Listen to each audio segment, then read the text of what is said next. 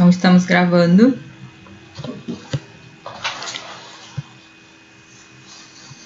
Tá, então eu vou começar a ler. Bom, vamos fazer essa divisão entre Górgias e Sócrates? Querem fazer? Eu gosto de dividir. Eu posso ser o Sócrates? Pode. E alguém quer ser Górgias? Que Górgias é mais fácil, na verdade, né? O Górgias só responde. Mas a gente pode variar um pouquinho. Essa vai ser uma... Vamos lá, gente. É a oportunidade de vocês serem o grande retórico. De vocês brilharem. Eu posso. Lia faz? Beleza. Tá dando pra ler na tela, Lia? Sim. Tá. Então vamos lá. Eu não... Enfim, a pergunta anterior... Vamos ver aqui, né?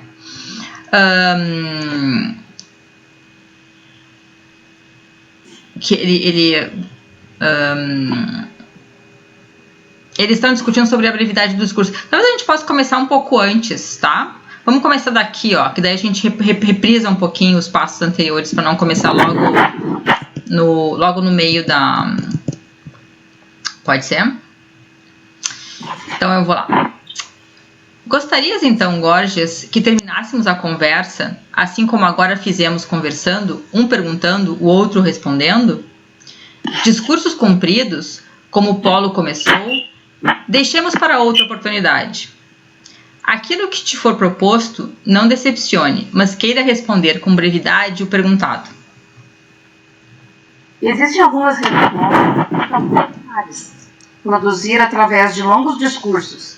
Ainda assim, tentarei através do mais breve possível. Eu estou fazendo uma entonação bem diferente. É porque eu me desculpo pelo meu texto, que realmente não é muito bom.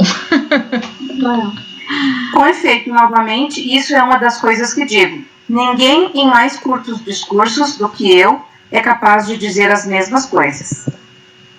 Disso precisamos, Górgias. E para mim, faz a exibição disso mesmo, da brevidade do discurso. Para outra oportunidade, a largueza. Farei. E dirás que não escutaste discurso mais curto de ninguém. Beleza.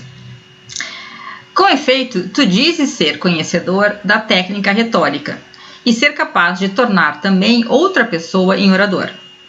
Sobre que coisas trata a retórica? Por exemplo, a tecelagem trata da manufatura das vestes, não é? Sim. Acaso a música não trata da composição das melodias? Sim. Por era, Górgias, estou gostando das respostas, porque respondes com a maior brevidade possível.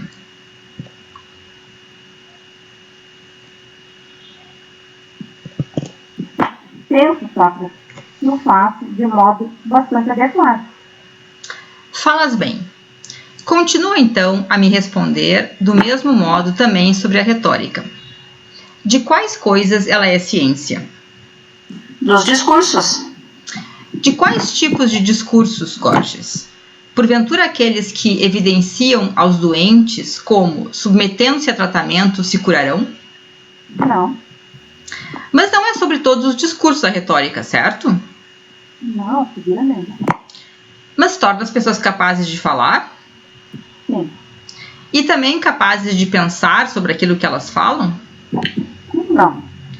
No entanto, essa que há pouco falamos, a medicina, torna as pessoas capazes de pensar e falar sobre os que estão doentes?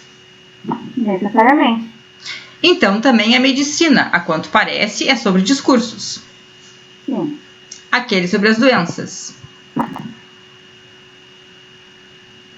Estamos aqui. Precisamente. E acaso a ginástica não é sobre os discursos que tratam da boa e má disposição dos corpos? Certamente. Também as outras técnicas, Górgias. Assim estão. Cada uma delas trata de certos discursos, os quais dizem respeito ao assunto do qual elas são técnicas. É o que parece.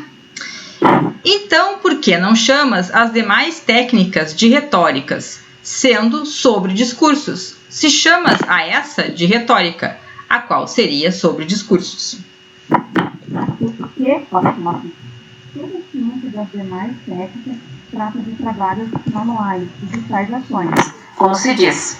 Mas a ciência da retórica não consiste em nenhum tal trabalho manual, mas toda a sua ação e execução se dá através do discurso. Por essas razões, eu estimo que a técnica retórica é sobre discursos, como disse. Vocês querem fazer uma interrupção para conversar um pouco ou sigo? Eu teria duas coisas bem rapidinhas para comentar. Pode dizer. Primeiro, que eu achei muito curiosa a decisão do Daniel, estou olhando aqui no dele junto, que ele traduz episteme por conhecimento desde aqui. E eu não fiquei seguro, acho que talvez ciência nesse caso seja melhor, porque ciência tem essa ideia de um corpo de regras, um corpo de técnicas, eu acho que captura um pouco melhor também. E a segunda coisa bem rapidinha é que ele começa comparando a retórica com a tecelagem, né? O fazer mantras, ele faz a mesma, Platão faz a mesma coisa no Protágoras também, ele utiliza a mesma metáfora. Só rapidinho, obrigado. O Daniel faz um comentário interessante numa das notas logo no começo dessa passagem, que é sobre essa resposta, né, a retórica é sobre discursos, né, os logoi, né, e aí então ele observa que essa palavra tem muitos significados, ele dá pelo menos 4 ali, né, que é simplesmente falar, fazer de fato discursos, esses que podem ser tanto esses grandes discursos, né, do Gorgias, como os pequenos, os diálogos socráticos, né. Também pode significar causa ou dar uma explicação, né, e ele também menciona a oposição entre logos e mitos, né, o mitos como uma narrativa, né. E segundo o Daniel, e acho que ele está seguindo uma interpretação de uma outra pessoa, do Irving, ele diz que aqui nessas passagens tem um pouco de ambiguidade assim, sobre o significado do logos, né, que ele pode estar sendo usado nesses diversos sentidos, né, então quando ele diz que a retórica é a técnica ou é a arte do logos, né, ele pode estar pensando em diversos sentidos disso, de ela ser a arte do logos, né. E eu mantive discurso, mas também não sei se teria uma palavra que pudesse ser tão representativa de logos, né? Tão importante quanto logos, na verdade, é.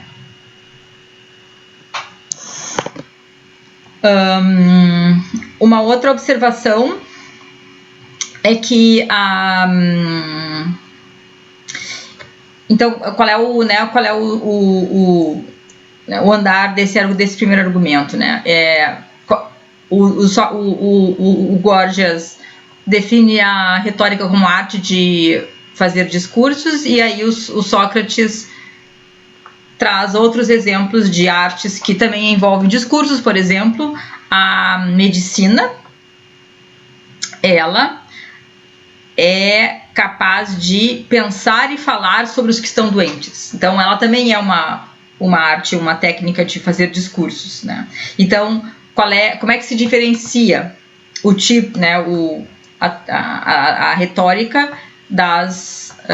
de outras artes que também envolvem fazer discursos sobre o seu assunto, né? No caso, ela diz assim, a medicina é sobre pensar e falar sobre os que estão doentes, a ginástica é sobre os discursos que tratam da boa e má disposição do corpo.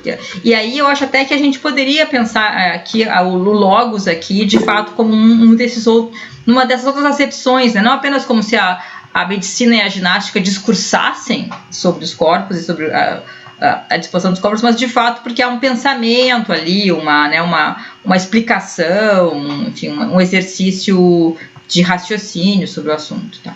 Igor. Alô, boa noite. Estou sendo ouvido? Sim. Ok. Professora, eu entendo a tradução optar por discurso no lugar de logos. Eu acho que é o que eu mais vejo, é fazer essa leitura. E aí eu queria fazer uma pergunta sobre essa questão da polissemia do logos.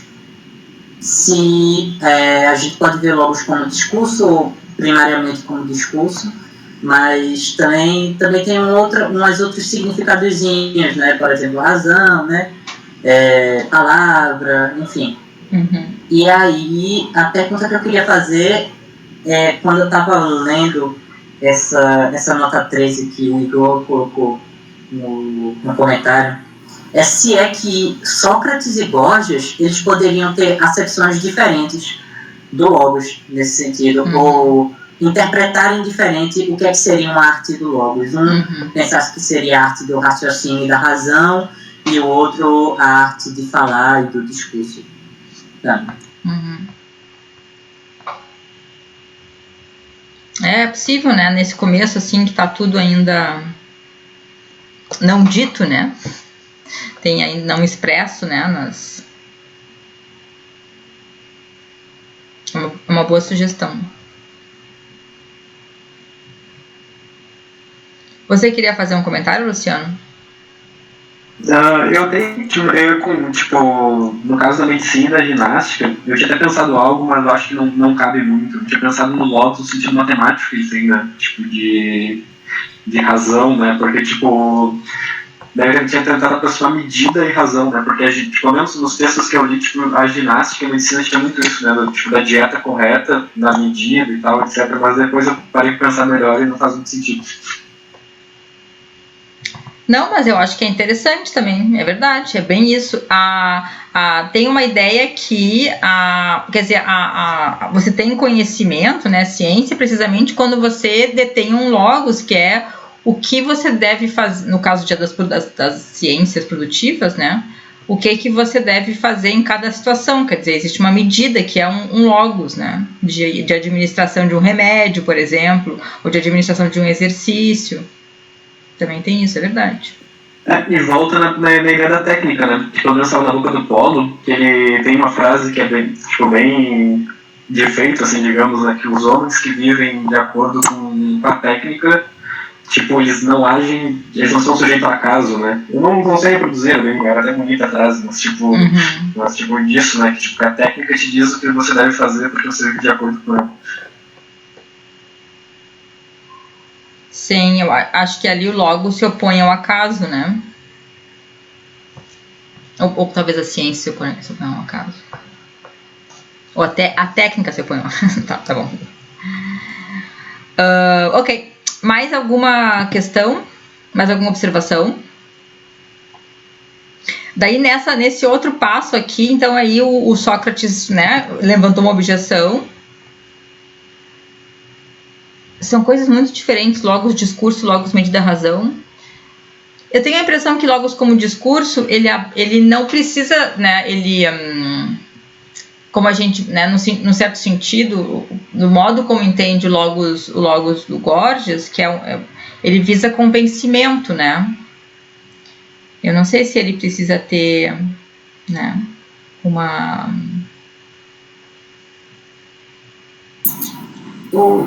Assim, no Daniel tem uma nota que ele fala que dá a impressão como se você tem a perspectiva de um corpo de argumentos, né, também, desse sentido que o Logos ele iria trazer. Uma das perspectivas.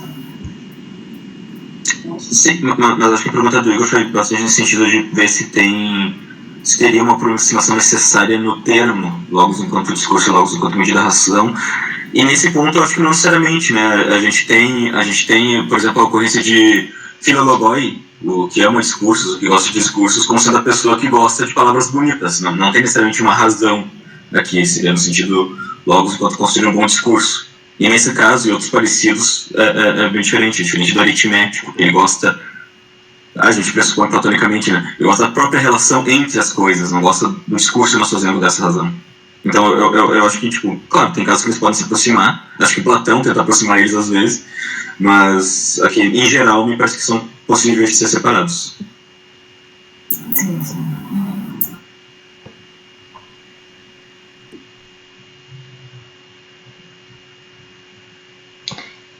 Então,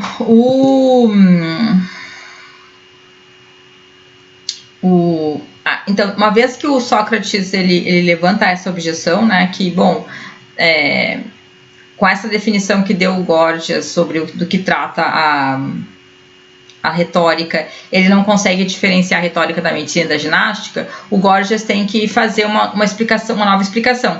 E essa explicação, então, passa por dizer que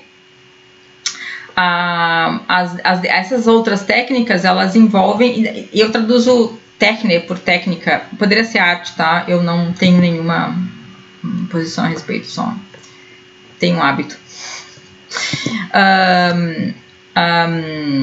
Então ele diz que as outras técnicas, elas envolvem trabalhos manuais, elas envolvem de alguma forma um manuseio, né? Enquanto que a retórica, ela se dá só através do discurso. As suas execuções, as suas ações e execuções são só através do discurso. E por isso, então, ela é sobre o discurso, enquanto que as outras não, porque as outras também envolvem alguma espécie de trabalho e manuseio. Agora eu me lembrei que o Igor mencionou essa coisa da ciência aqui, né? Talvez aqui até fosse razoável fazer o conhecimento e não ciência, não sei, Igor. Foi também o traduzir episteme por ciência, foi um cacuete meu, eu acho. Eu não pensei muito a respeito. Talvez aqui pudesse ser alguma coisa mais vaga, como conhecimento, não sei. Eu só, esse diálogo, eu particularmente só conheço mais ou menos até o fim da parte do Gorgias, na leitura de agora, mas a princípio eu acho que ciência combina mais, porque me parece que ele tem uma relação mais íntima com técnica do que trazer conhecimento. Acho que conhecimento seria uma prova muito carregada aqui, com a qual eu não sei se nesse ponto do argumento, pelo menos, Sócrates e Gorgias iam querer se comprometer tanto. Mas não sei, tô especulando. Bom, não sei. Existem discussões, né, sobre qual é a palavra mais carregada, se é conhecimento, se é ciência, né? Mas eu acho que eu tendo a concordar um pouquinho com o Igor mesmo, porque depois a gente vai ter uma certa tensão também no sentido do conhecimento e da aparência na defesa dos sofistas. E aí talvez conhecimento aqui já demande uma coisa que os sofistas desde o princípio talvez não quisessem se comprometer. Não sei. Eu não sei, mas eu tendo a achar isso, assim.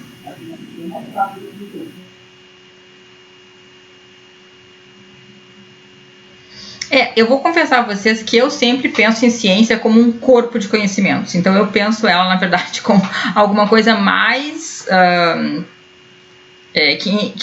que requer mais coisas ainda do que o conhecimento. O conhecimento parece para mim requerer, tipo assim, eu posso ter conhecimento por experiência pessoal, né, que se eu atravessar a rua sem olhar para os lados, eu posso ser atropelada. Eu posso falar disso de um conhecimento, mas eu não vou falar que eu tenho uma ciência, né? Eu falo em ciência em geral quando eu tenho assim, investigação, reflexão, teoria, enfim. Então me parece que ciência é o termo mais carregado do que o termo do conhecimento. Nessa formulação sim, mas eu pensei mais pela via de que ciência parece trazer uma ideia de um corpo de práticas mais ou menos solidificadas, dentro da qual a prática se constitui, e a prática maior se constitui, no caso. Daí me parece que esse sentido seria uma proximidade maior com técnica, com arte, enfim, essa discussão que a gente está tendo, do que falar em geral. E de fato, existe uma espécie de conhecimento, um conhecimento de como realizar essas operações, como realizar o convencimento na retórica sofista, mas que, veja bem, para, digamos, pretensões filosóficas, em contexto platônico, do que é o conhecimento, de novo, acho que nesse caso ficaria um pouco mais carregado.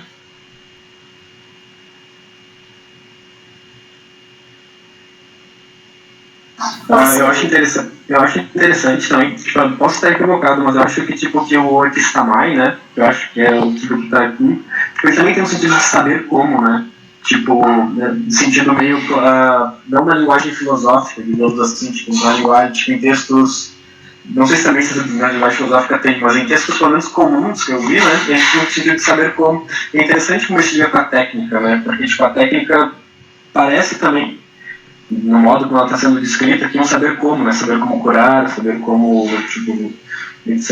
E o conhecimento, tipo, no grego, pelo menos, né? Tipo, gnosko, tipo, e esses aí, eles também, eles parecem mais, eles são bem usados também em conhecimento por familiaridade, né? Tipo, eu conheço, tipo, eu reconheço fulano, eu sei disso, tipo, digamos assim, ele tá mais longe de, ele parece tá mais longe de Mantano, o gnosco, né, do que Epistamai parece estar, né, não sei bem se faz sentido para vocês dois tipo,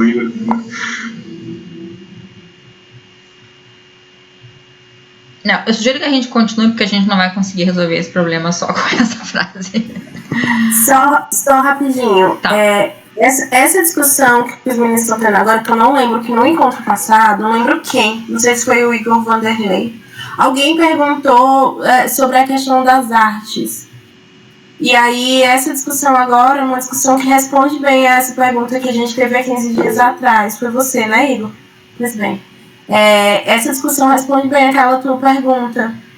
Porque, na real, aqui no Daniel tá artes mesmo, né? Só que eu acho que, para nós, artes causam uma certa confusão mental, né? Assim, e aí, eu só queria lembrar que essa pergunta existiu e que essa pergunta agora parece ter sido elucidada.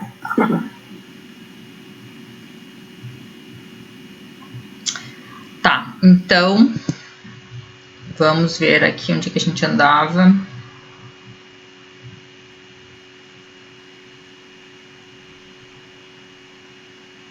Vou partir daqui, assim. Vou partir daqui, então. Creio que todas as técnicas, de todas as técnicas, algumas são, em sua maior parte, labor, né, depois, né, envolvem exercício físico, e requerem pouco discurso. Algumas não requerem nenhum discurso. E o trabalho da técnica poderia ser realizado mesmo através do silêncio, como o desenho, a escultura e muitas outras. Parece-me que falas de tais técnicas quando dizes que a retórica não é sobre essas coisas, ou não? Tu supões muito bem, Sócrates.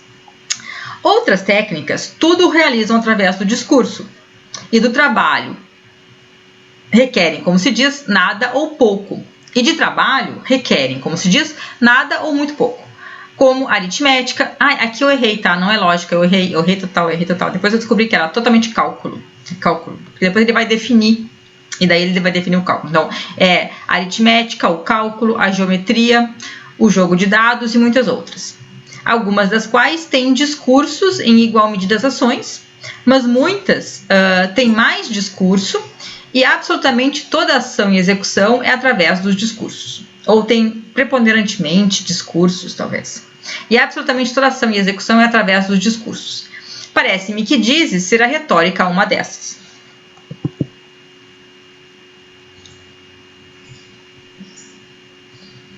Verdade. Todavia, creio que nenhuma dessas tu queres chamar de retórica. Não obstante que na tua formulação verbal digas assim que a técnica que se executa através do discurso é a retórica, e alguém poderia objetar, se quisesse provocar dificuldade nos argumentos, diz então, Gorgias, que a aritmética é retórica. Mas não creio que tu digas que nem a aritmética nem a geometria são retórica. Tu pensas corretamente, ó Sócrates, e supões uma justeza. Prossiga, então, e termine a resposta ao que perguntei. Uma vez que, de um lado, a retórica ocorre ser uma dessas técnicas que se utilizam preponderantemente do discurso, mas, de outro lado, ocorrem de existir outras técnicas do mesmo gênero, tenta dizer sobre o que a retórica tem execução nos discursos, né? Sobre o que é a execução nos discursos da retórica. Assim como se alguém me perguntasse sobre qualquer uma daquelas técnicas de que há pouco falei. Ó Sócrates, o que é a técnica da aritmética? Eu lhe responderia, como tu antes, que é uma daquelas que tem sua execução através do discurso. E se ele me inquirisse novamente, uma daquelas sobre o quê? Eu responderia que daquelas sobre o par e o ímpar, qualquer que fosse a quantidade relativa a cada um dos dois. Se perguntasse novamente, qual técnica tu chamas cálculo? Eu responderia que esta também é uma daquelas que se efetua inteiramente pelo discurso. E se ele voltasse a inquirir, aquela sobre que coisas? Eu responderia, como os escrivães públicos em relação ao restante, como a aritmética está o cálculo, pois é sobre o mesmo, o par e o ímpar. Mas se diferencia na medida em que o cálculo investiga como estão as quantidades em relação ao par e ao ímpar, tanto relativamente a eles mesmos, quanto relativamente um ao outro. E se alguém perguntasse a respeito da astronomia, eu respondendo que também esta se efetua inteiramente através do discurso, se ele dissesse, os discursos de astronomia são sobre o que, Sócrates? Eu responderia que sobre o movimento dos astros, do Sol, da Lua, como se dispõe em relação um ao outro em termos de velocidade. Ou nas suas velocidades respectivas, talvez seria mais justo.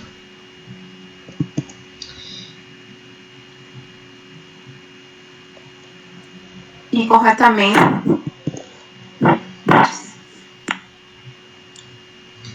Continua então também tu, Gorgias. Com efeito, a retórica ocorre ser das técnicas que tudo fazem e tudo efetuam através do discurso, não é?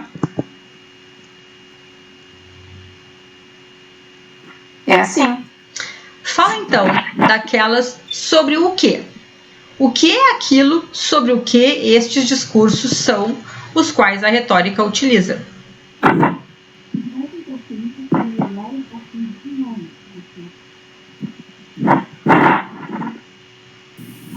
Lê, fala mais pertinho do microfone que tem hora que tá ficando falhado. Por favor. Quer que repita? Sim. Os mais importantes e melhores assuntos humanos, ó Sócrates.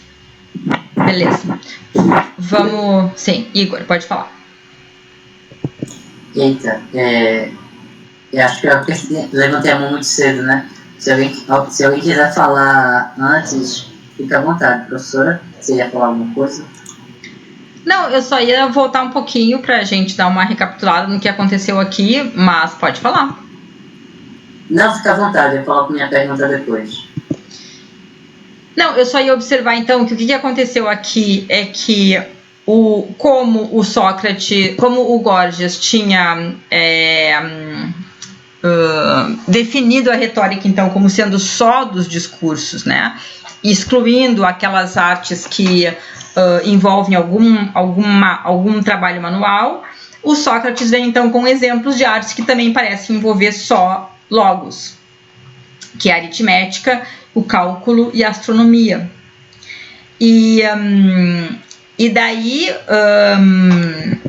Então ele diz, bom, ainda assim fica faltando você dizer sobre o que é, né?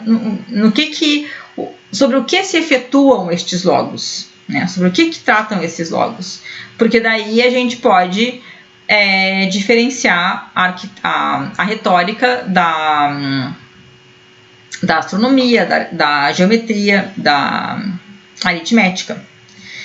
E aí ele dá essa definição aqui de aritmética como essa que trata do par e do ímpar, né? Eu suponho que se qualquer que fosse a quantidade relativa significa que não importa o número, né? O que importa é que é para o ímpar. Por oposição ao cálculo, na verdade, que no caso do cálculo importa as quantidades e qual é a relação entre os pares e os ímpares. E depois ele dá uma definição também de astronomia. E depois eu posso falar sobre essa coisa dos escrivães públicos aqui, mas primeiro vamos deixar que não é tão importante, vamos deixar o Igor.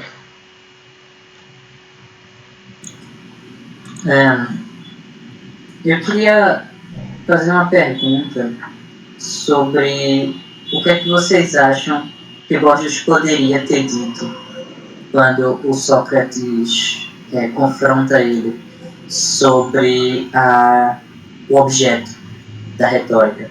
Que quando ele diz que a retórica concerne as melhores coisas, eu acho que ele muda de assunto, ele evade, né? Ele começa a falar de outra coisa. Mas antes, será que ele poderia ter dito que a retórica ela é uma meta-arte, ou seja, todas as artes, mesmo que operando dentro do discurso, têm seu objeto fora do discurso? A retórica poderia ser aquela arte que se preocupa com a própria estrutura da arte se organizar dentro do discurso, assim como uma meta-tecnia, alguma coisa assim, ou se não um conhecimento, sei lá, da estrutura lógica da linguagem, eu poderia dizer assim.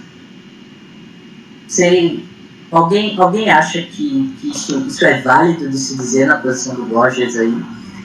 Ou isso ainda não configuraria o que Sócrates estava querendo dizer como objeto da arte, da retórica?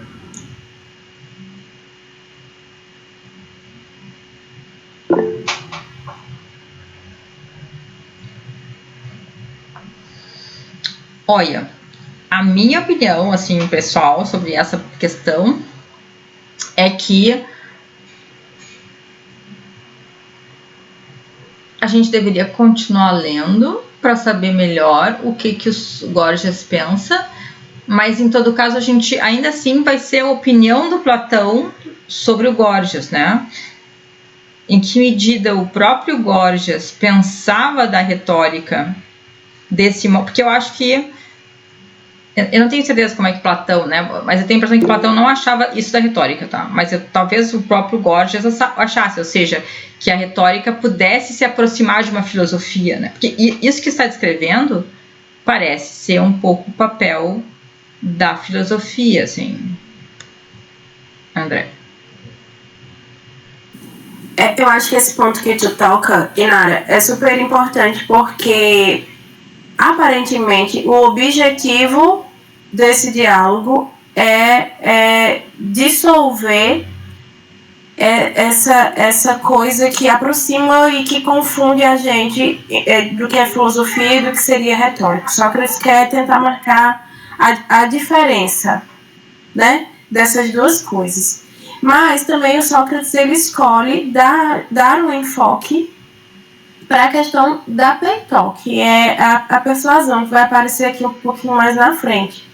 Então, assim, o Sócrates não diria isso, provavelmente, porque ele vai movimentar aqui o entendimento de retórica para esse tipo de discurso que atua não na racionalidade, né, mas sim nos afetos. Então, a questão não é exatamente o discurso, é uma espécie também de conhecimento do outro, em alguma medida.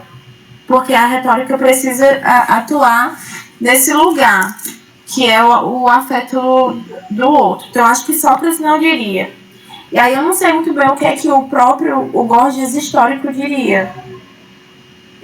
Não tenho certeza, mas Sócrates não diria, no meu entendimento.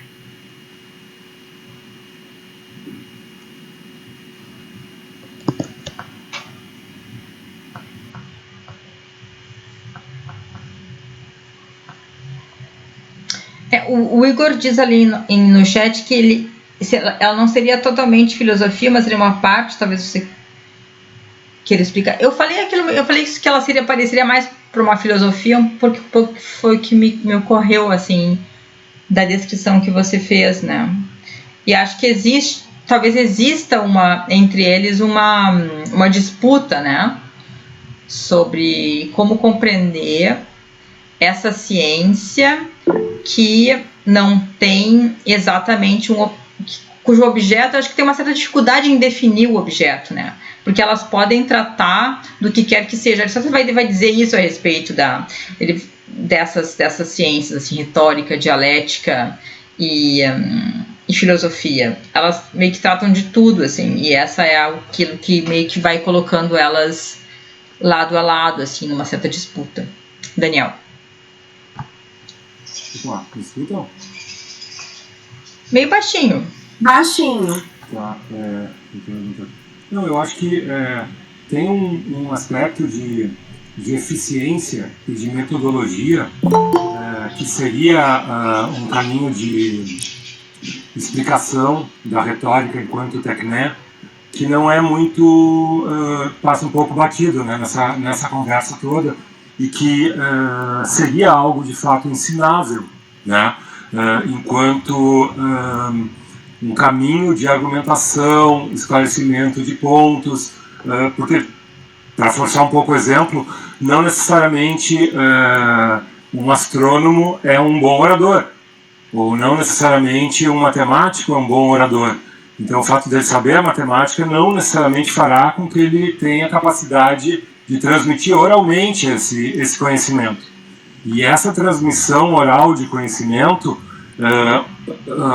talvez encarada do jeito que o Igor Vanderlei comentou, como uma meta técnica, né, ela sim se prestaria ao que os sofistas dizem que fazem, né, que é ensinar a pessoa a arte da retórica, e isso independe do tema, né? Mas aí teria que se tratar de fato, né, a retórica como uma tecné e entender isso como ensinável. E isso a gente acho que modernamente consegue até entender, né? Assim, que existem aspectos didáticos envolvidos, mas claro que Sócrates, né, via Platão, não está interessado exatamente nisso. Daniel, então tu acha que a gente pode dizer que o Górgias histórico talvez compreendesse assim, né? Mas o Górgias platônico não. Isso, sem dúvida. Eu acho que o Górgias platônico ele está cumprindo um papel de argumentar para que Sócrates possa, né, desmontá-lo, né, do jeito que está sendo construído aí o diálogo. E não para chamar a atenção ao que muito provavelmente, né, um professor de retórica chamaria a atenção. Mas claro, isso é de se esperar, né? O texto é platônico, então estamos no campo do oponente, vamos dizer assim.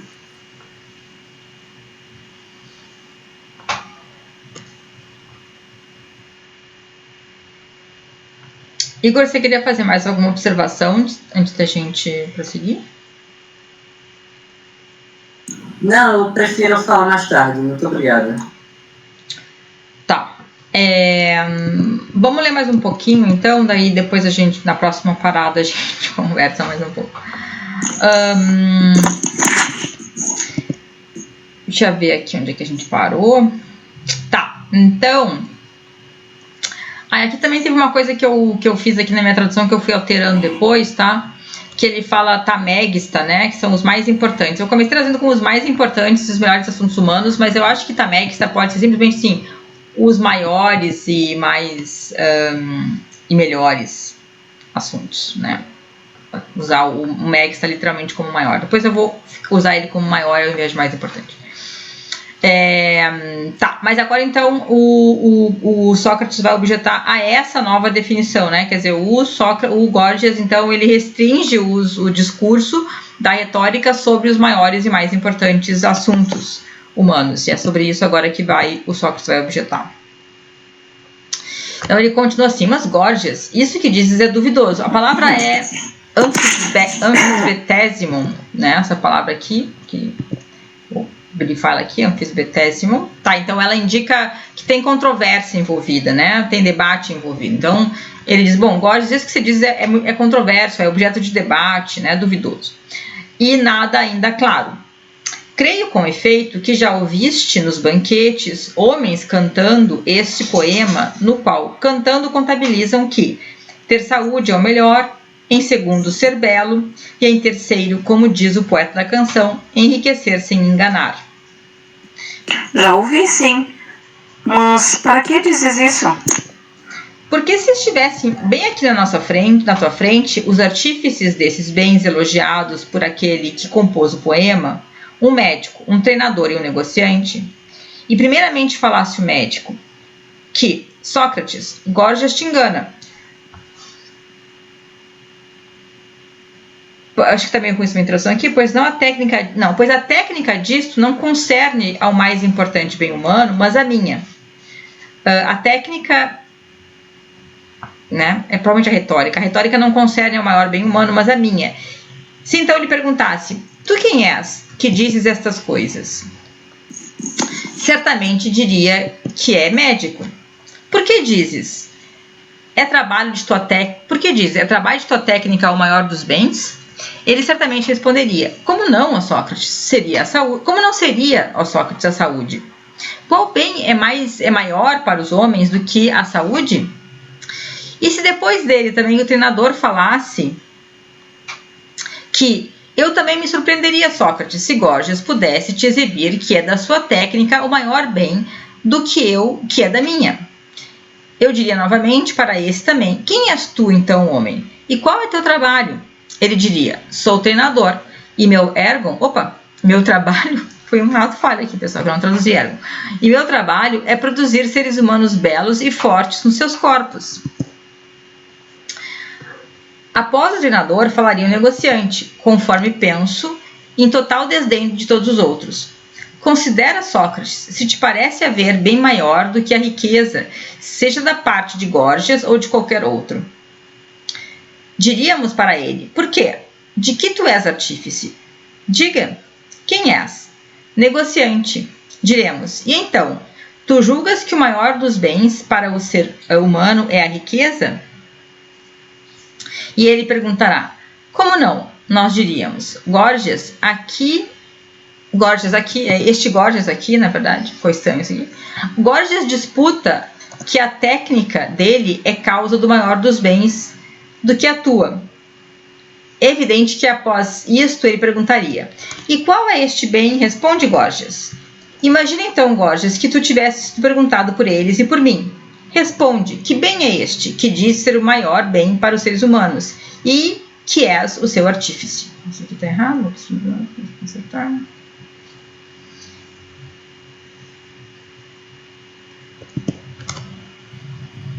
Sócrates, é precisamente o maior bem, em realidade e causa simultaneamente, da liberdade para os homens e do governar os outros na própria cidade. O que é isso então que falas?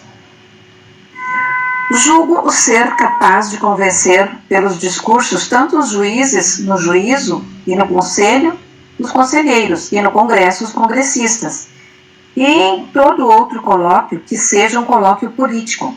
Além disso, nesta capacidade terás o médico como escravo e o treinador como escravo. O negociante será declarado negociar para outro, não para si mesmo, mas para ti, pela capacidade de falar e convencer a multidão. Agora me parece que tornaste claro, Gorgias. Muito proximamente à retórica, qual técnica... Eu gostaria só de destacar aqui, nesse passo, essa coisa da retórica como sendo fundamental para a atividade política, né? Como sendo uma ferramenta que coloca o sujeito para o exercício de poder, né? Porque, às vezes, e aí eu falo muito mais para quem não tem proximidade de Platão, sei que tem algumas pessoas que têm menos leitura, né? Às vezes a gente fica sem entender por que tem essa treta de sofistas e filósofos aqui, né? E aí, esse passo é um passo bastante elucidativo. Não sei falar essa palavra. Não quero falar claro, meu Deus, estou tentando substituir o claro, aí ele fica com dificuldade. Elucidativo, acho que essa palavra existe. Esse passo, ele é bastante essa coisa, porque ele coloca aí a raiz, no que eu entendo que seja da importância dessa disputa, né, entre retóricos e sofistas. Que é a consequência política disso. Pode falar, Igor. Então, André, você concorda que tem realmente uma mudança de assunto, uma mudança da descrição, que só agora ele começa a falar que a retórica é política? Você falou naquela passagem, né? Que ele falou das coisas mais belas e mais importantes, maiores e mais importantes, né? Então, eu sou uma leitura de Platão. Então, eu tendo a tomar parte de Sócrates, né? Então, o que é que eu entendo? Eu entendo que o que ele quis mostrar é que os sofistas costumam responder de maneira vaga. E se o diálogo não tivesse organizado dessa maneira dialética, com perguntas e respostas curtas, provavelmente o Gorgias teria falado que as coisas mais importantes isso teria passado sem muito questionamento, porque ele ia estar fazendo isso num discurso longo. Ele não teria a pessoa ali para dizer, mas o que é que você quer dizer com isso? Entende? Então ele está estruturando o diálogo de modo que a gente pense assim, a primeira resposta que vem na boca de um sofista, né, de um retórico, é o floreio. Então, ele pode dizer qualquer coisa, se passar. Então, entende? Então, aqui, eu entendo assim, que ele quer mostrar essa característica, uma tendência sofística, a vaguear, a não se preocupar com o que é. Porque aqui, né, esse refinamento da noção de retórica é um refinamento que está preocupado com a questão fundamental para Platão, que é o que é. Pode falar, querido. Obrigado. Eu para não me fazer mal entendido, eu não estou tentando focar no Gorgias real e fazendo a diferença com o Gorgias de Platão, não. Eu estou tentando realmente entender o Gorgias de Platão, mas de uma perspectiva, vamos dizer, caridosa. Não, assim, eu acho que Platão, ele quis falar alguma coisa com o sofista que não era, com o Gorgias ou o sofista, que não é exatamente só a pessoa que faz muito floreio, sabe? Então, eu estou tentando entender isso. E antes, a professora falou que existia um problema de misturar a retórica e a filosofia. Quando eu falei, mas será que a gente poderia dizer que a retórica é a arte que analisa as artes, ou que domina as artes, etc. Alguma coisa assim do tipo. E aí ela disse, essa é a filosofia. E agora, Gorgias está falando, tá bom, não é mais isso não, ele mudou de assunto, né? Ele começou a falar, agora é diplomacia, agora é política, eu sou um chefe do convencimento do tribunal, blá blá blá. Aí a Andrea, pelo que eu entendi, se eu entendi bem, falou, certo, mas essa é a filosofia. Então, vocês estão percebendo que tem uma coisa que se repete aqui, né? E eu vou tentar colocar minha visão sobre isso que está se repetindo, é que a retórica e a filosofia são dois lados da mesma moeda, né? Ou essa oposição sofista e filósofo é menos rigorosa, eu quero dizer, do que se parece ser. Vocês concordam comigo nisso? Não. Rapidinho, antes de Daniel falar, eu só queria dizer assim, que eu entendo que Platão valoriza bastante a retórica. Tanto que a gente vai encontrar na obra recorrentes discussões, nos diálogos em geral. Então, não é o caso dele apenas espancar discursivamente nenhum retor aqui nessa obra. Mas eu acho que esse refinamento que está sendo feito aqui é um refinamento que ajuda a própria retórica a aparecer positivamente dentro da obra platônica. Que, tipo, é como se o que ele estivesse dizendo, Platão, né? É como se ele estivesse dizendo assim, é aquela coisa do Fedro que eu penso, existe uma boa e uma má retórica. Então, isso depende da maneira como a gente faz e o quanto a gente se empenha nesse refinamento conceitual, assim. E aí, aqui, ele tá fazendo isso junto com o Gorgias, que pra mim é uma pessoa que ele deveria admirar em certa medida, ter ele em alta conta, porque ele não vai colocar ele aqui numa posição onde a retórica não tem salvação, entendeu? E aí, o Daniel pode falar. Não, só para fazer um comentário, na verdade, que naquele momento ali no meio do século V, né, a gente com essa virada do estabelecimento da democracia, e eu entendo que quando o Gorgias está dizendo, ligando, né, a ideia da retórica com as melhores e mais importantes coisas humanas, é uma referência e talvez uma concessão de Platão, nem que como início de debate, ao fato de que naquele momento o entendimento de um cidadão completo e atuante, ele se dá na esfera da oralidade, né? Ele é um bem concreto, né? Dentro da ideia de democracia, que um cidadão é um cidadão que faz parte de um Estado jurídico com participação política. E é assim, e na verdade é apenas assim, que o cidadão é cidadão de fato,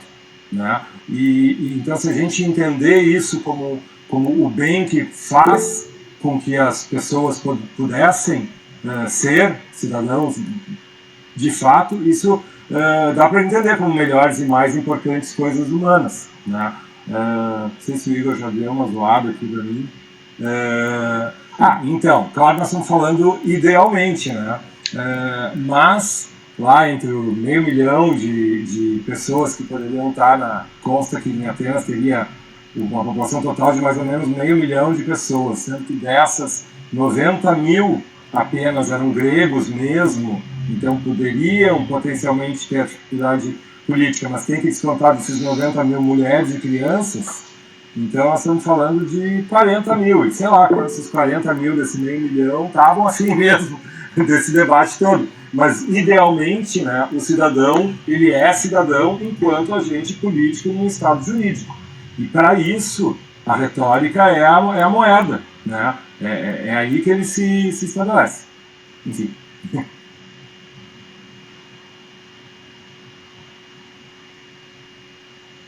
Pode ir, Luciano. Não, duas observações bem rápidas. Concordando com a Andrea, né, sobre tipo, a neutralidade da retórica, né?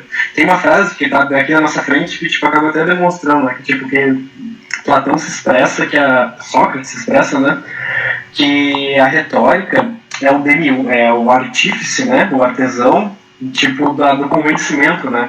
Tipo, só que parece que ela é um instrumento ao mesmo tempo que ele está dizendo aqui. Os instrumentos são neutros por natureza, né? Tipo, ninguém diz que a faca é malvada ou tipo, que pode usar a faca para alimentar uma pessoa ou para cometer um crime. Né? Acho isso interessante, né?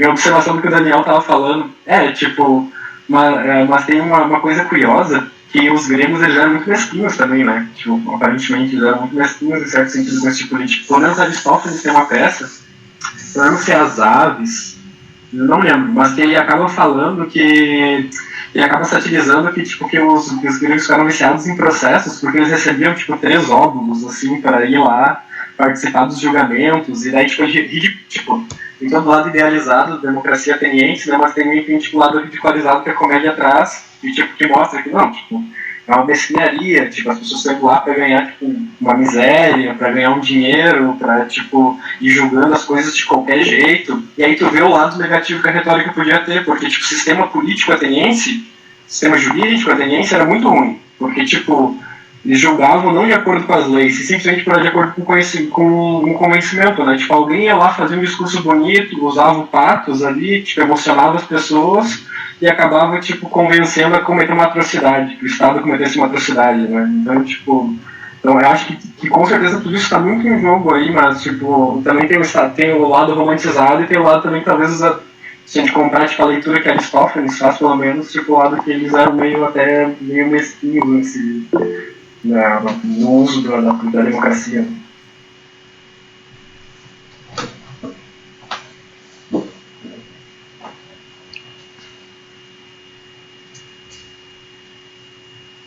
Igor Nascimento, você quer fazer mais algum comentário? Além dos que você está fazendo no chat? Fala. Não, minha ideia central era só essa, assim. Me parece que essa leitura elogiosa da democracia, que a democracia como espaço de segurar o cidadão, vocês estão empurrando Aristóteles onde não precisa, talvez empurrando um pouco de iluminismo também. Gente, não, bem mais simples. Assim, democracia foi um sistema, escolhido entre outros, que ele tinha um princípio de isonomia e que ele permitia, inclusive, isso é uma coisa que eu acho que a gente não dá atenção bastante, que é minha pequena desavença com a centralidade que Aristóteles dá na política para o governo misto, a participação dos cidadãos. Quase metade das instâncias é sorteio, gente. Tipo, a gente está olhando muito para, cara, nossa, é o nosso bem, que a gente se apropria, a gente vira cidadão, aí a retórica, não sei o quê. Gente, eu não consigo ver isso, tipo, sinceramente. Eu concordo que tem um ponto importante, que é justamente o porquê surge o espaço sofístico, mas para quando Platão está no texto dele as melhores coisas mais belas, mesmo que na boca do oponente, eu acho pouquíssimo provável que seja esse pensando especificamente sobre a democracia. Me parece que é muito mais amplo, nesse caso textual, né? As melhores e mais belas coisas são justamente coisas como referenciadas no poema, os bens que nós temos na vida. Lembre-se que esse Platão é transicional, inclusive, né? A grande pergunta do Sócrates era por esses bens, como esses bens a gente nutre eles, como a gente examina eles, como nós somos coerentes entre os diferentes bens que nós reivindicamos para nós. Enfim, só esse momento eu discordo muito da leitura do Daniel e da Andrea. Nesses quesitos, assim, parece que vocês estão vendo com outros olhos que não os platônicos e talvez que não dos atenienses históricos. E justamente pelo uso aqui dessa expressão nesse momento, nesse diálogo. E só forçando que eu falei daí que eu acho que é a ave, se não me engano, a beça que acontece isso, que é muito engraçado, né? Como o ateniense médio era tão mesquinho que queria participar a todo custo, queria jogar a todo custo, e daí fazem esse julgamento fácil entre dois cachorros para decidir quem comeu um pedaço de queijo, alguma coisa assim. A coisa mais engraçada que eu já li. Eu vou discordar do Igor Nascimento. Porque eu acho que essa passagem aqui, e nisso eu concordo com o Daniel, assim, essa passagem aqui, ela tá muito claramente, e acho que todo mundo já falou isso, na verdade, essa passagem do Gorgias, né, mostrando o cerne político desse bem lá pro Gorgias, né, o bem que ele tá identificando como maior e mais belo e tal, é um bem político, e ele diz isso... eu acho que na passagem anterior, deixa eu ver, aqui ó, precisamente o maior bem em realidade e causa da liberdade para os homens e governar a própria cidade, que é Eleuteria, né, que é um bem político, na verdade, né, porque é o bem do cidadão que pode participar dessas assembleias e que ele é... A gente poderia chamar de uma autarquia, né, de uma autonomia. Ele é livre nesse sentido de ele tem direitos políticos. Isso parece ser uma coisa muito valorizada e muito importante e vem junto com o governar, e é daí que todo o diálogo, na verdade, vai se desenvolver. Então ele está colocando um bem político acima de outros bens, daqueles bens que a gente poderia dizer são bens mais individuais, mais privados, né? A saúde, a beleza, qual era o outro? Riqueza e até a amizade dos amigos, né, que você falou ali, que caiu do texto. Então acho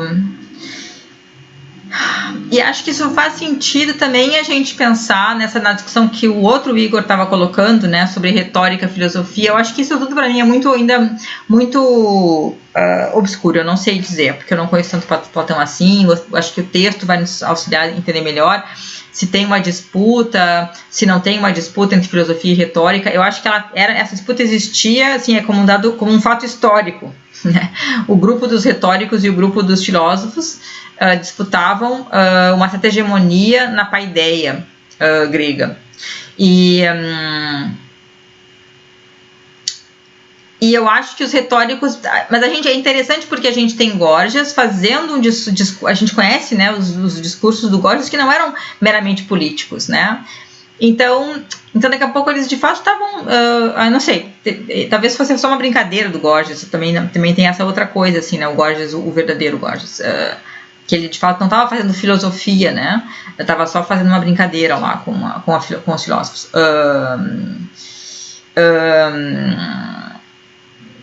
Mas se do ponto de vista político, talvez eles estivessem disputando também o que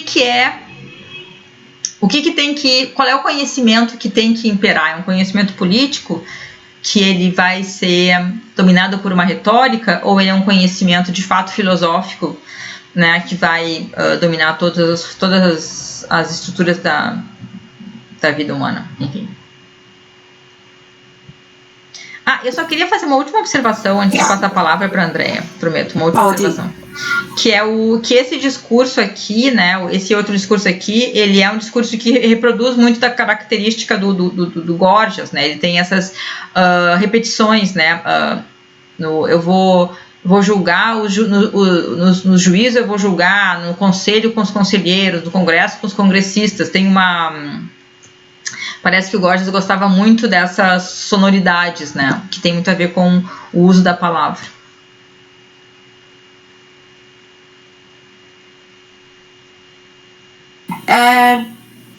Eu tendo a concordar com o Inara. Eu não sei, na hora que eu li lá em cima, eu não estava bem pensando no modelo democrático, eu estava pensando na política como oportunidade de exercício de poder, e daí eu acho que isso é para isso que Platão estava pagando pau, no caso, para a questão do exercício de poder, né, do jogo político como essa oportunidade de exercício de poder.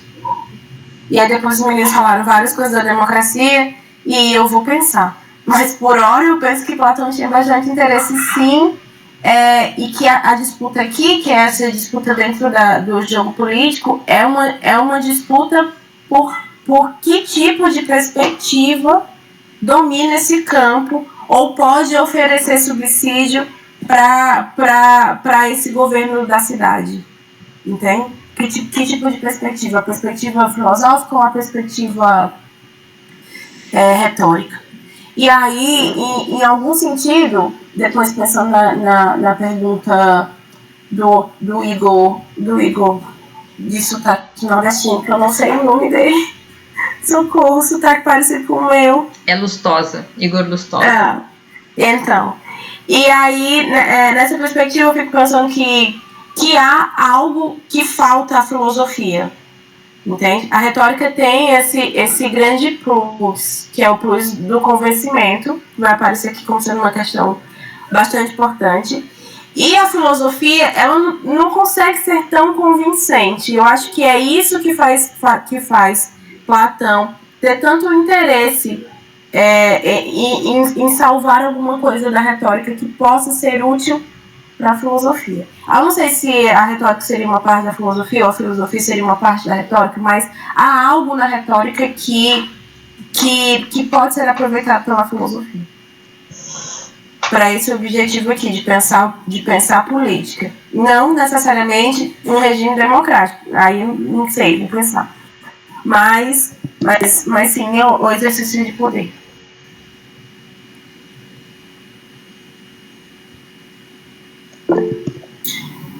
Assim, pensando no Platão, na obra como um todo, às vezes eu penso não só no exercício do poder, né? Que a política, ela vai, assim,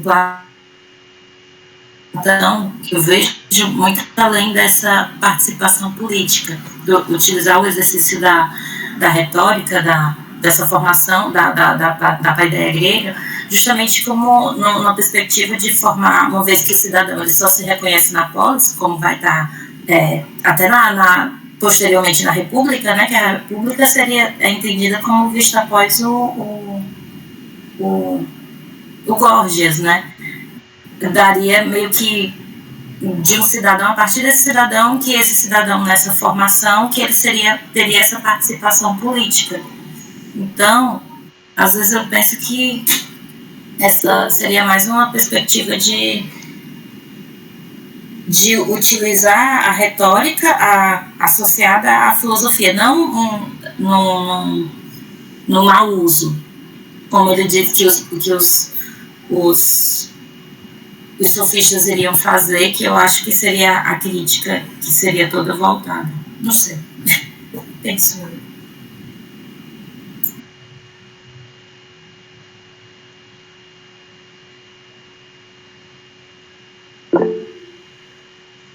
Vai, Igor. Respondendo a Ana, a Andrea, perdão.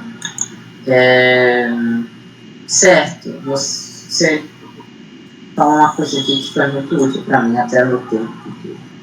Mas eu queria colocar uma outra pergunta em cima dessa, com medo de monopolizar isso aqui. A gente pode ler se vocês estiverem com pressa. Ou pode não responder. Sim, obrigado. Então, você diz que Platão aqui está valorizando a retórica. E é por isso que existe todo esse movimento aqui até do diálogo.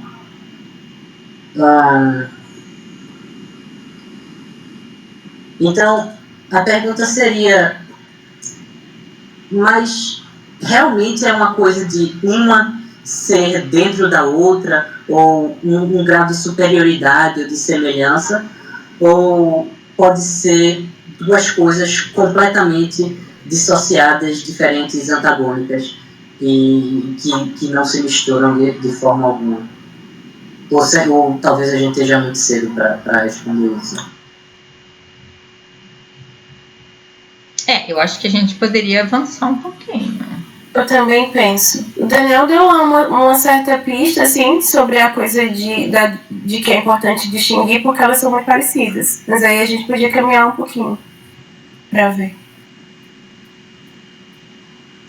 Tá, eu troquei pro texto do Daniel, porque o meu texto estava para acabar mesmo, a tradução, e eu não queria interromper depois.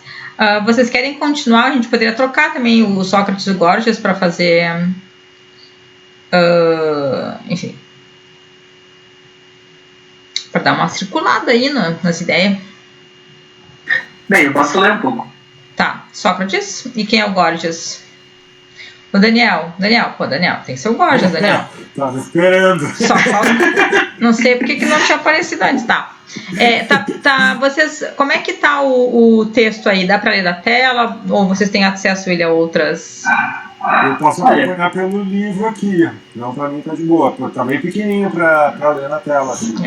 Eu vou acompanhando pela tela. Eu peço só que eu vá baixando conforme você necessário. Tá bom. Eu vou acompanhando contigo.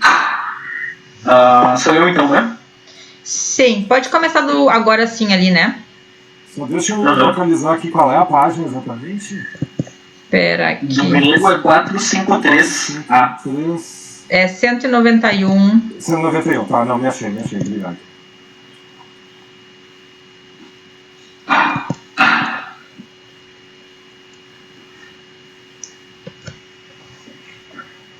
Vamos lá então, tá, Daniel?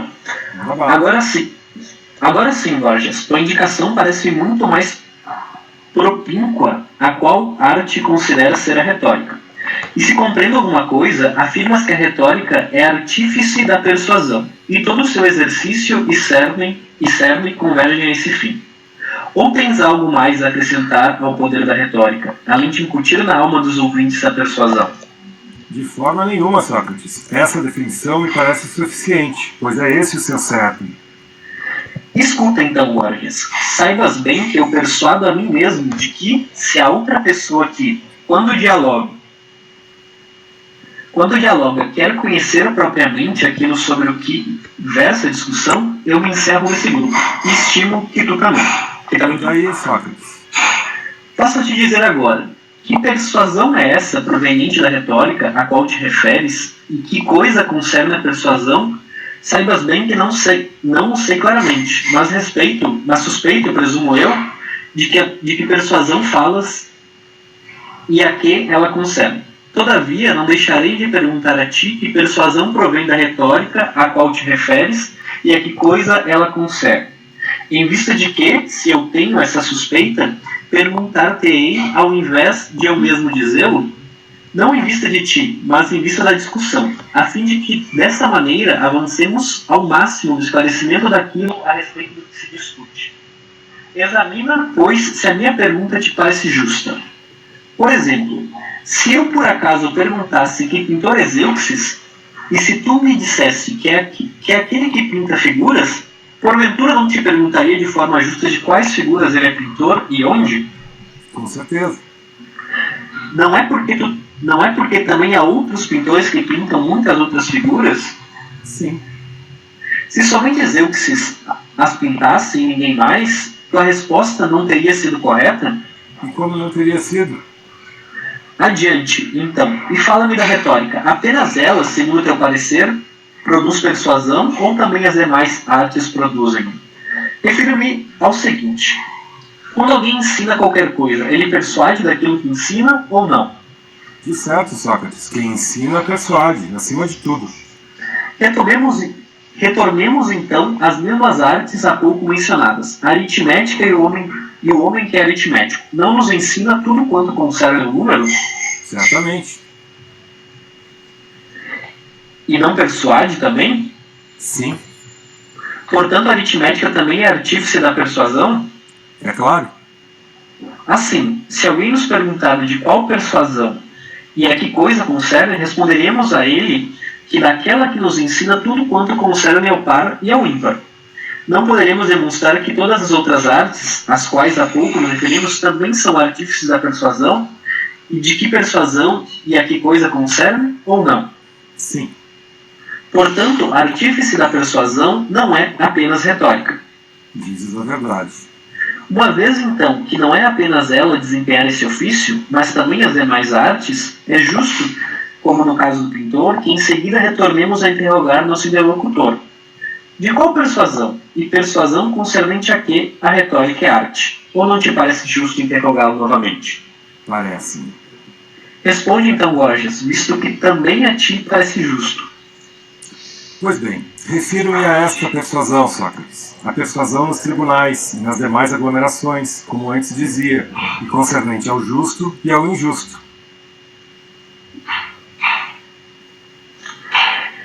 E eu já suspeitava de que dirias que era essa persuasão e a que concernia, Gorgias. Mas para não te surpreenderes, se daqui a pouco eu te endereçar novamente uma pergunta semelhante, torna a te perguntar o que parece ser, entretanto, evidente. É o que eu digo. Formou as perguntas em vista de concluir ordenadamente a discussão. E não em vista de ti, mas a fim de que não nos habituemos a antecipar, por meio de suposições, o que cada um, à sua volta, tem a dizer. Que tu concluas como queiras, a tua parte conforme o argumento. E tu me pareces fazer a coisa certa, Sócrates. Adiante, então. Examinemos o seguinte. Há algo que chamas ter aprendido? Sim. E aí? Há algo que chamas acreditar em algo? Sim. Segundo o teu parecer, ter aprendido e acreditar em algo, aprendizagem e crença, são a mesma coisa ou coisas distintas? Eu julgo, Sócrates, que são distintas. E julgas bem. Logo entenderás. Se alguém te perguntasse, porventura, Gorgias, crença falsa e crença verdadeira, tu confirmarias, presumo eu. Sim. E então, há conhecimento falso e conhecimento verdadeiro? De forma nenhuma. Portanto, é evidente, por sua vez, que não são a mesma coisa. Dizem a verdade. Contudo, tanto aqueles que aprendem algo quanto aqueles que em algo não acreditam são persuadidos. É isso. Queres assim que estabelecemos duas formas de persuasão, a quem infunde crença sem o saber e a quem infunde conhecimento? Com certeza.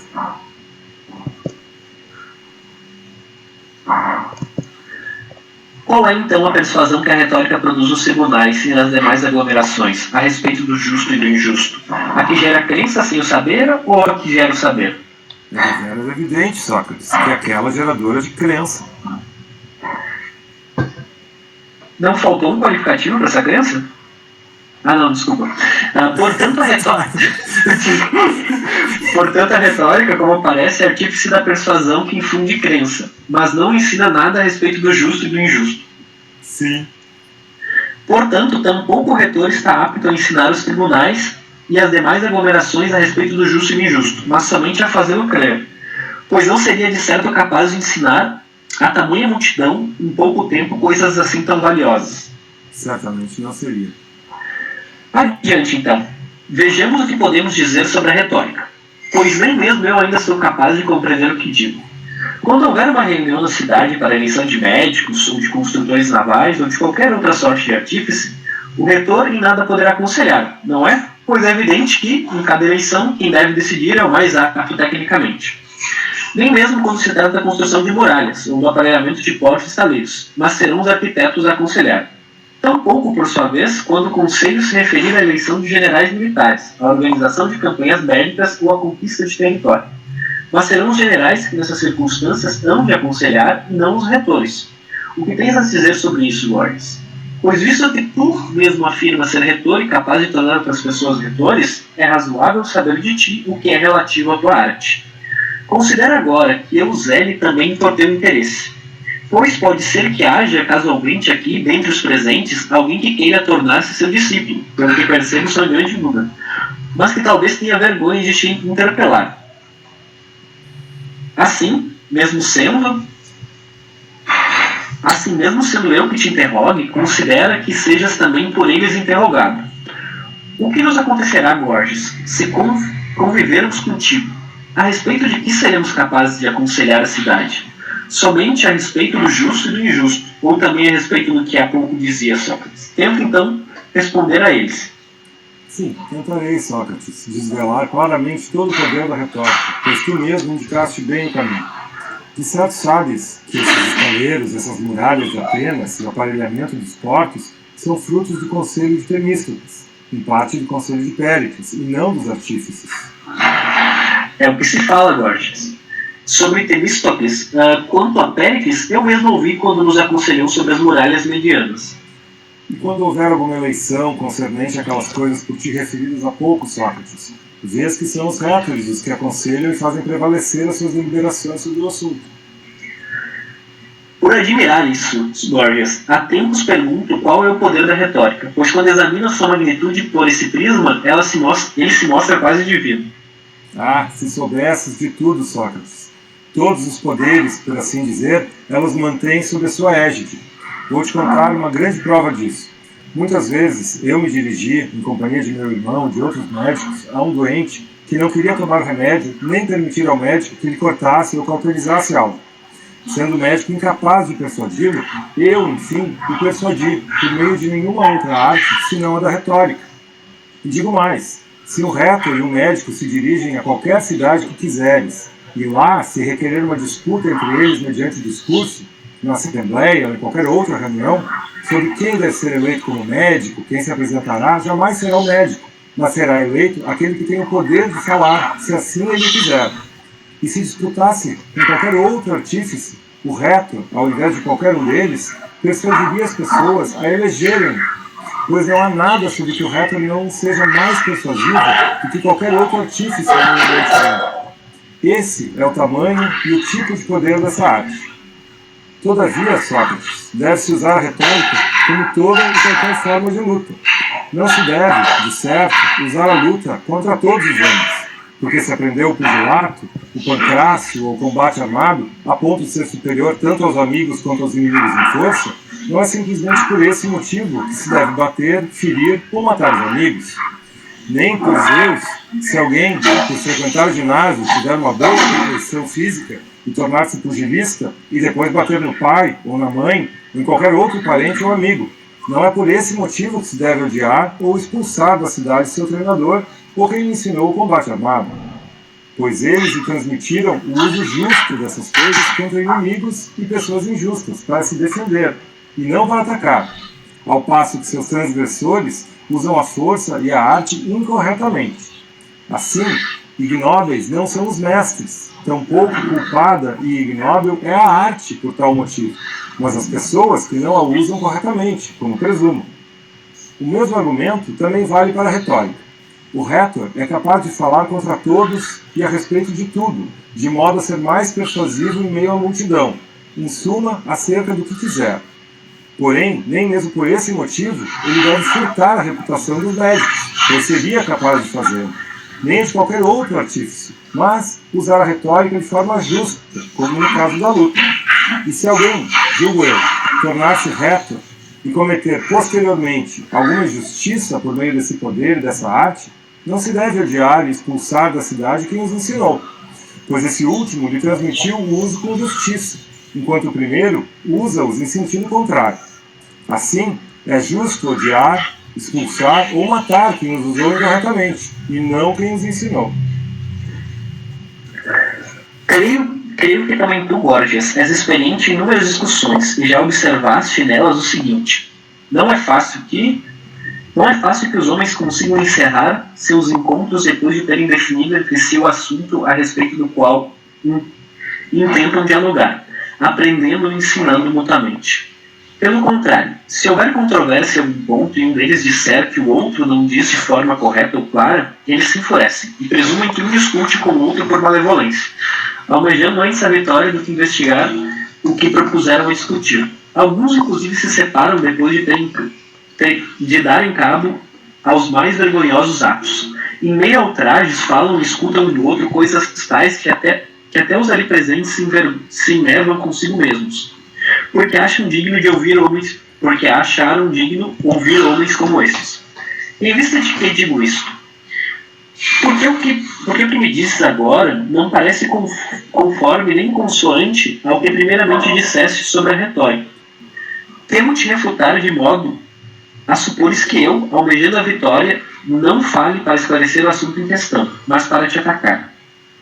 Se então tu também é um homem do mesmo tipo que eu, teria o prazer de te interpelar. Caso contrário, deixarei de lado. Mas que tipo de homem sou eu? Aquele que se compraz em ser refutado quando não digo a verdade, e se compraz em refutar quando alguém não diz a verdade. E deveras aquele que não menos se compraz em ser refutado do que refutar. E deveras aquele que não menos se compraz em ser refutado do que refutar. Pois considero ser refutado precisamente um bem maior, tanto quanto se livrar do maior mal é um bem maior do que livrar alguém dele. Pois não há para o homem, julgo eu, tamanho mal quanto a opinião falsa sobre o assunto de nossa discussão. Se então também tu afirmares ser um homem desse tipo, continuemos a dialogar. Contudo, se achares que devemos deixar de lado, espeçamos-nos agora e encerremos a discussão. É, melhor terminar mesmo, Sócrates. Não, só porque eu acho que talvez seja a... Não, apresenta o Cálix ali, desculpa, nem deixei nessa.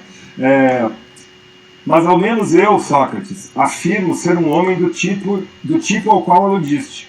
Mas talvez devêssemos pensar também na situação dos aqui presentes, pois muito antes de vós chegardes, eu já havia lhes exibido inúmeras coisas, e talvez agora nos estendamos em demasia, se continuarmos a dialogar.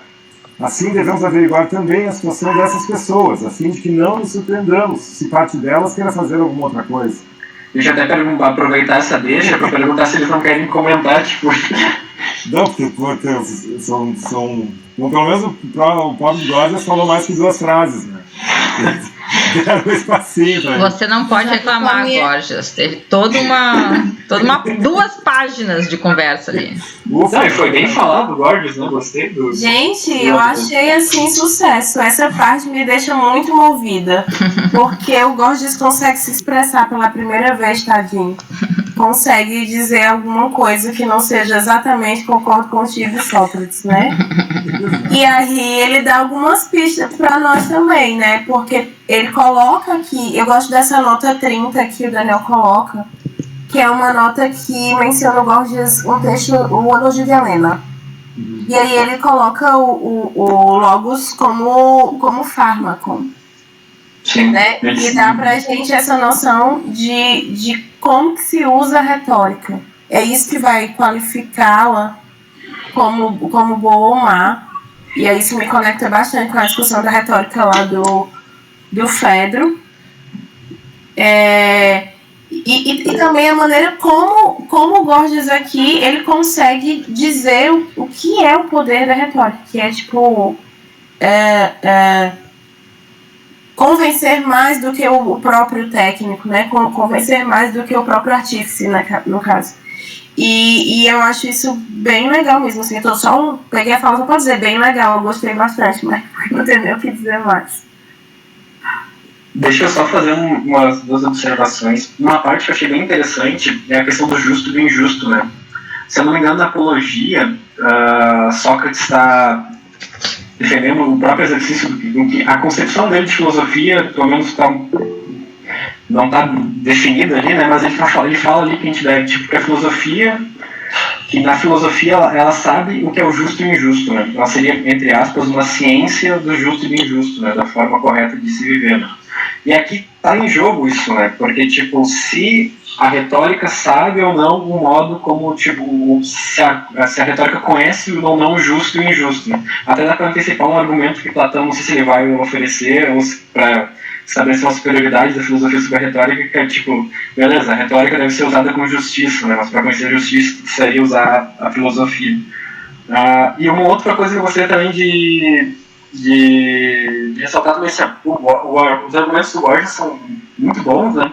E tem uma coisa também que Platão não, Sócrates era muitas vezes recriminado pelos comportamentos de Alcebiades, né? Que eram cidadãos atenienses não mais relevantes. Não, naquele século ele foi um dos mais relevantes das atenienses, né? E é muito interessante porque Borges está falando isso, porque tipo, tu não deve julgar tipo, o mestre por aquelas coisas que o discípulo acabou fazendo com o conhecimento que ele adquiriu, porque o conhecimento é neutro, em certo sentido, né? Acho interessante esse paralelismo, porque tipo, o Igor, eu não me recordo sobre o nome dele, ele tinha trazido essa questão, né, da filosofia e da retórica, tipo, dessa tensão, né? Então eu acho que é interessante isso porque aí elas se aproximam, né? Tipo, tanto o Borges, que diz que o Borges platônico, né, que diz que a gente não deve julgar tipo, a retórica pelos seus resultados, né, porque tipo, se alguém vai agir justo ou injustamente, quanto Sócrates também, né, que foi muito acusado disso por causa dos excessos de Alcebiades, dizendo, olha tipo, o tipo de jovem, o tipo de cidadão que foi formado a partir desse exercício que é a filosofia.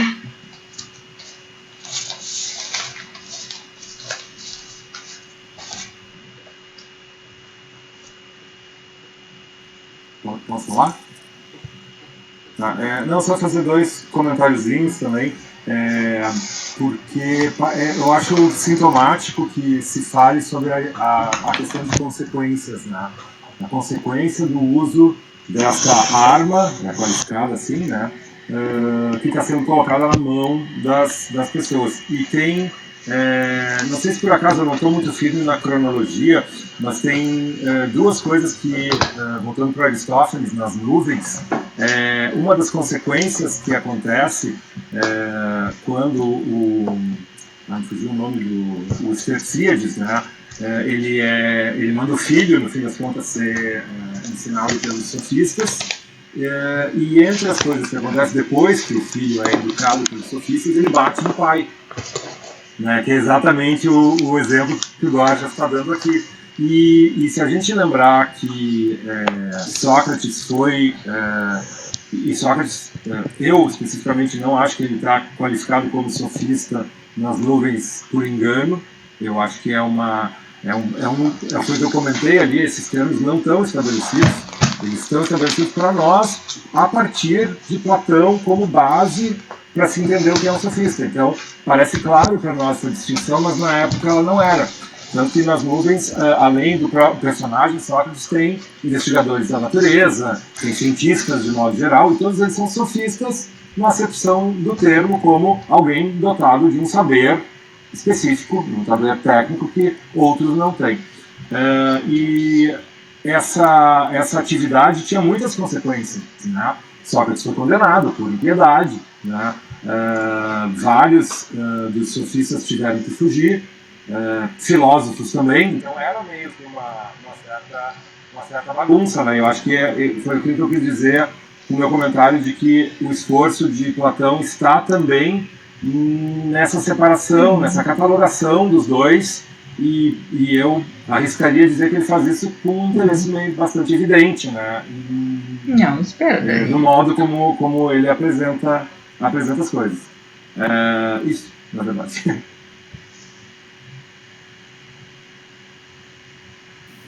Só lembrei que quando falo do Ciano, que mencionou o Alcibiades, e aí essa discussão do justo e injusto é uma discussão que também aparece no Alcibiades primeiro, né? O que acontece no Alcibiades primeiro contexto é que o Alcibiades procura, aliás, o Sócrates procura o Alcibiades quando ele está prestes a ingressar na cena política, e na conversa lá que eles têm, a conversa ela vai girar em torno do Sócrates mostrar para o Alcibiades que ele acha que sabe coisas que ele não sabe.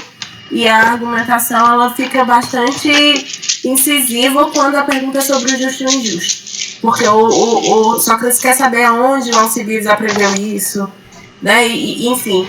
E aí, essa conexão da filosofia como essa ciência do justo e do injusto, né? E a política também como uma ciência que carece, né? O exercício político como um exercício que carece do que é o justo e o injusto, né? De saber o que é justo e injusto é uma coisa que é bastante instigante.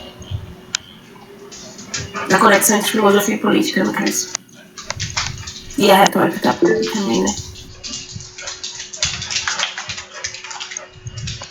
Só uma observação do que o Daniel comentou, tipo, que faz bastante sentido, tipo, quando a gente pega um distanciamento histórico e para pensar, né, tipo, de filósofo e de sofista, né, porque, tipo, eles estão todos próximos do sofós, né, tipo, que é do sábio, né, tipo, o sofistés é aquele da sabedoria, isso não sei bem se deve ser, mas, tipo, e enquanto filósofo, então eles, talvez é isso mesmo, né, tipo, eles querem se distinguir um pouco, não sei bem, mas gostei dessa ideia.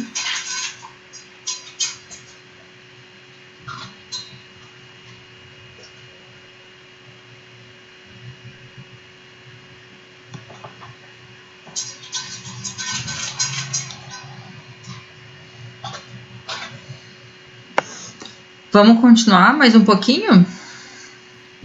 Eu não poderia continuar. Quer dizer, eu acho que o Góes agora ele descansa um pouco. Então, se alguém puder tomar ali, porque entra o.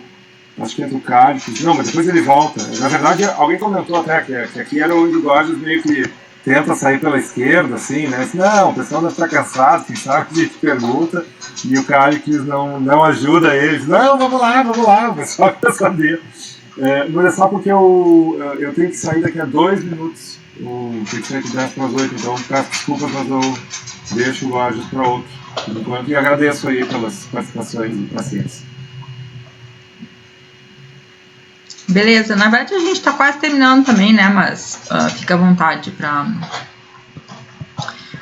Em todo caso, acho que a gente poderia avançar um pouquinho. O que vocês acham?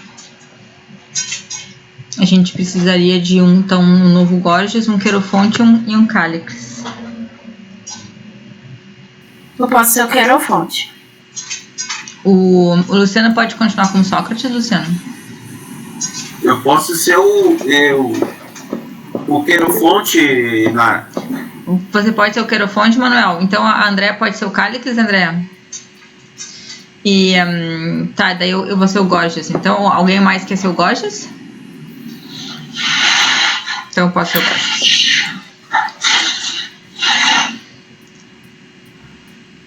Deixa eu só ver onde é que a gente parou. A gente tá exatamente aqui na fala do Gorgias. Eu quero fonte agora. Já tá no Querofonte? Tá, então vai lá, Manuel. Escutai vós mesmos, Gorgias e Sócrates, o rumor desses homens, sequiosos por ouvir o que tendes a falar.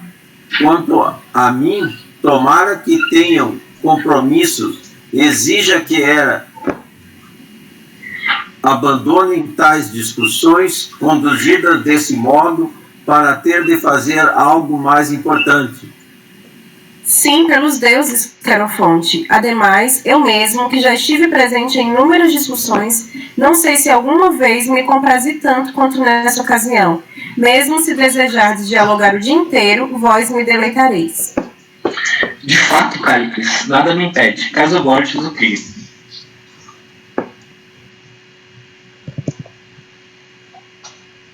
Depois disso, Sócrates, seria vergonhoso que eu o rejeitasse, visto que prometi que me perguntassem o que desejassem.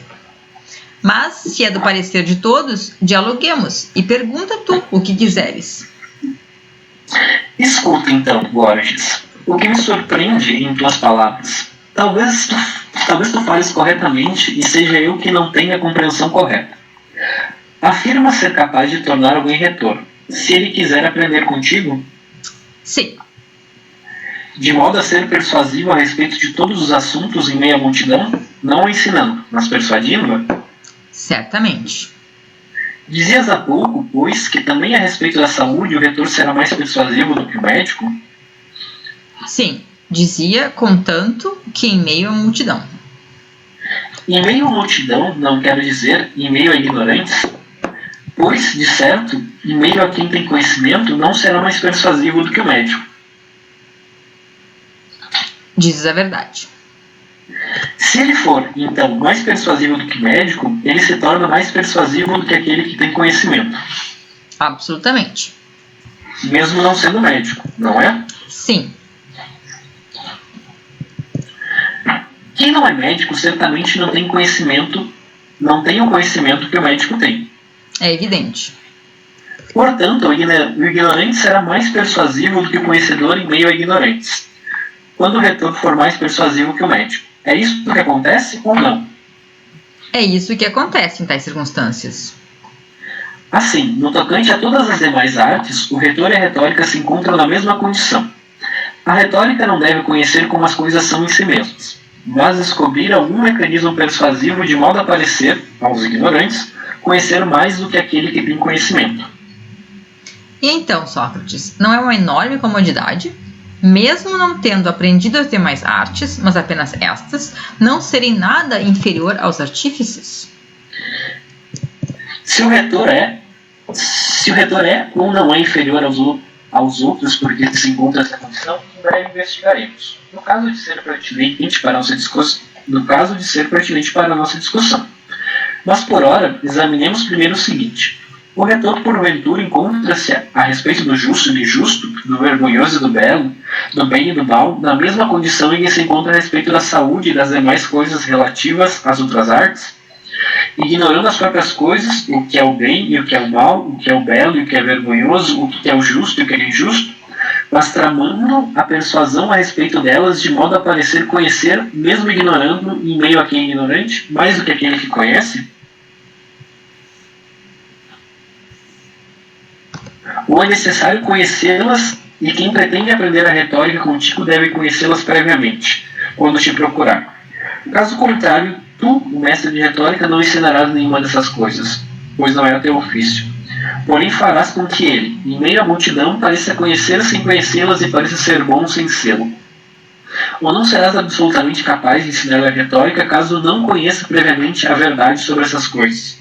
O que sucede, Borges? E por Zeus, como dizias há pouco, desvela a retórica e dize-me qual é o seu poder. Eu julgo, Sócrates, que se acaso não conhecê-las, ele aprenderá comigo essas coisas.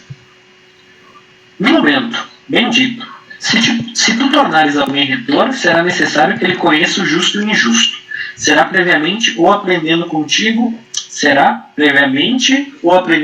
depois? Certamente. E então, quem aprendeu carpintaria é carpinteiro ou não? Sim. Então, também quem aprendeu música é músico. Sim. E a medicina, médico. E quanto às demais artes, o mesmo argumento não se aplica dessa forma. Quem aprendeu uma delas é tal qual o conhecimento que a produz. Sem dúvida. Conforme esse argumento, pois, também quem aprendeu o justo é justo? Absolutamente certo.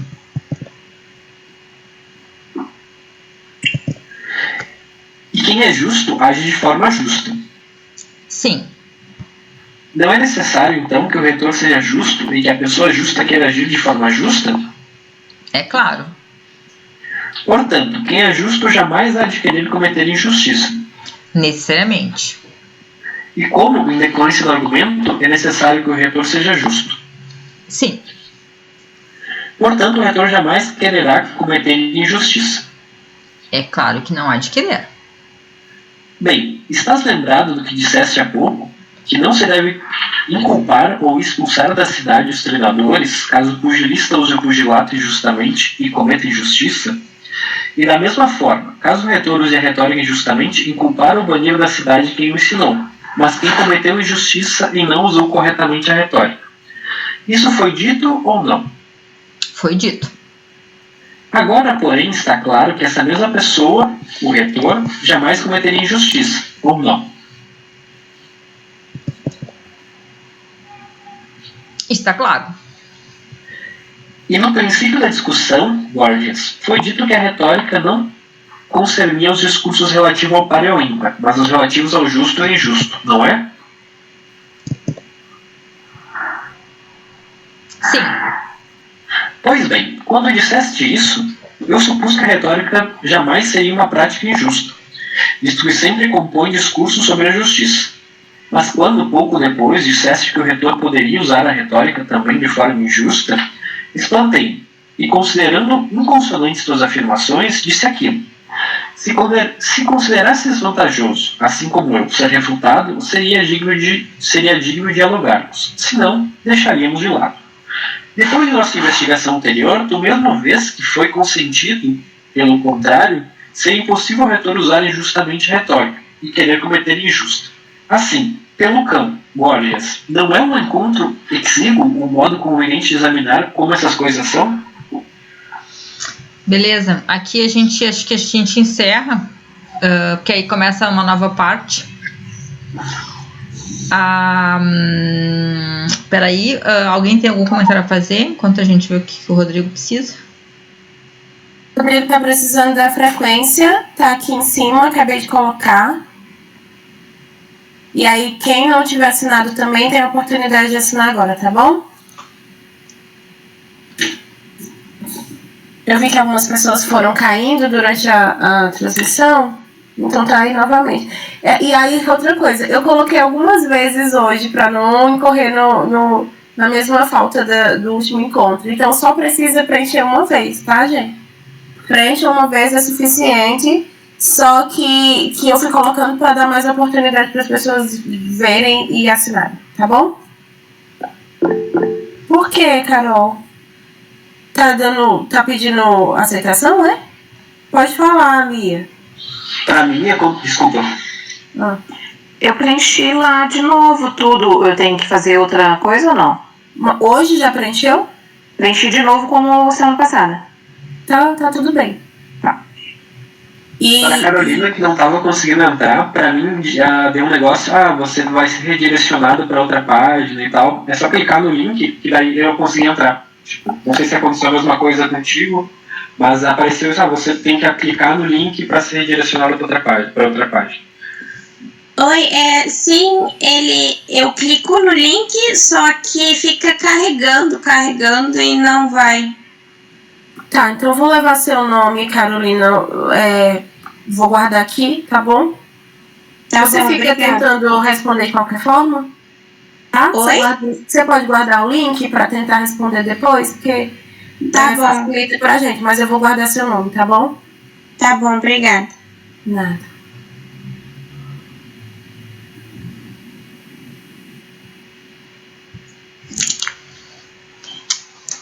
Beleza, temos 1 minuto para comentários.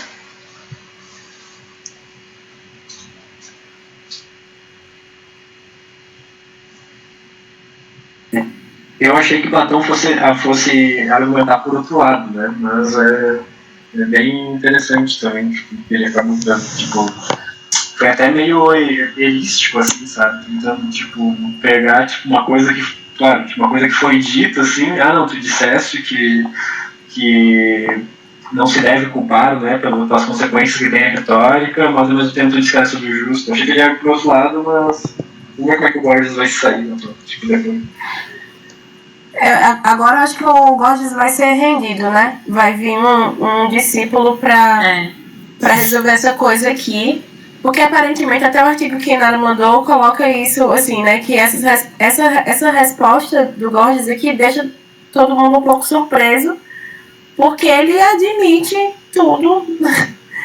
E aí ele termina se colocando nessa posição. E dando a oportunidade de outros discípulos falarem. Porque é uma coisa que eu acho muito legal nesse diálogo. Que Que é tipo assim, a gente vai ver outros discípulos de Gorgias falarem. Meu Deus, eu tô com dificuldade hoje, não sei mais nem o plural. A gente vai ver outras pessoas falarem. E aí tem aquela coisa de que não se pode condenar o mestre pela fala do discípulo, né? A gente vai ver aí falas bastante problemáticas e conturbadas pela frente.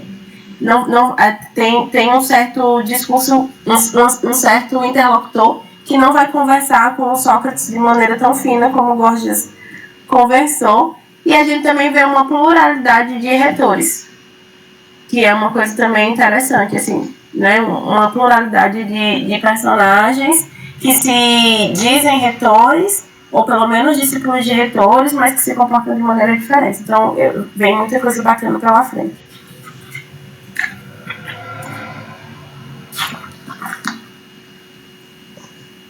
Mais alguém? Lia, tá com a mão levantada ainda. Quer falar? Pô. Não, desculpa. Tudo bem.